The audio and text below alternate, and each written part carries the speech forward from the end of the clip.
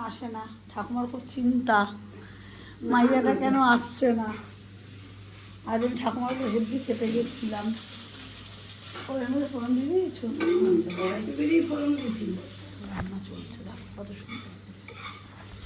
আর এদিকে আমাদের বাসন কোসন ভরে গেছে, পায়েলের আসার নাম নেই, একটা হচ্ছে 40 ভর্তি বাসন হয়ে গেছে, পায়েলের আসার নাম নেই। পায়েল দিদি না আসলে আমার এখন ঠান্ডার মধ্যে কি বাসন মাজতে হবে। এই বাবা বাসন কোথায়, খাবো কি? হাট কি জানি, জানি না, আসবে বললো।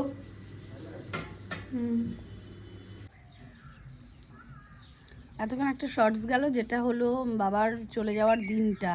সেদিনে ওই লাস্ট ভিডিও, মানে আমি ভিডিও অন করেছিলাম, কিন্তু যখন বাবার এই অবস্থা দুপুর 2টোর সময় হতে থাকে, মানে হার্ট অ্যাটাক হয়, ম্যাসিভ হার্ট অ্যাটাক, তখন থেকেই ভিডিও অফ হয়ে যায়। আর তারপর থেকে থমকে যাওয়া এতগুলো দিন।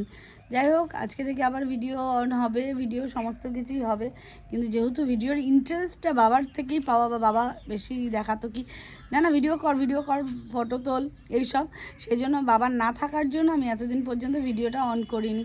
দেখি ভিডিও অন করতে হবে, কারণ কিছু ফ্রেন্ডস, কিছু রিলেটিভস এরা শুরু করেছে, আবার ভিডিও না করলে কি করে হয়, বাবা ভালোবাসতো তো তোমাকে করতে হবে। মাও বলে ভিডিও করিস না কেন, বাবার কথাটা জানিয়েই করতে থাক। অনেক দিন আমার কাছে থমকে গেছে দিনগুলো। যাই হোক, দেখি আজকের পর থেকে আবার ভিডিওটা স্টার্ট করবো।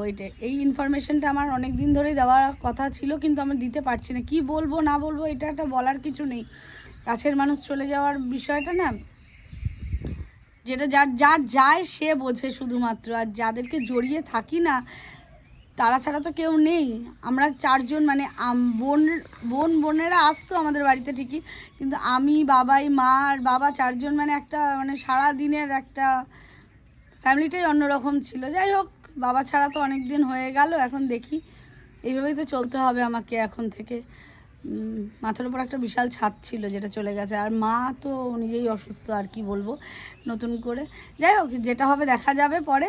এখন চলো ব্লগটা স্টার্ট করতে হবে, ভিডিও স্টার্ট করতে হবে, সমস্ত কিছু স্টার্ট করতে হবে।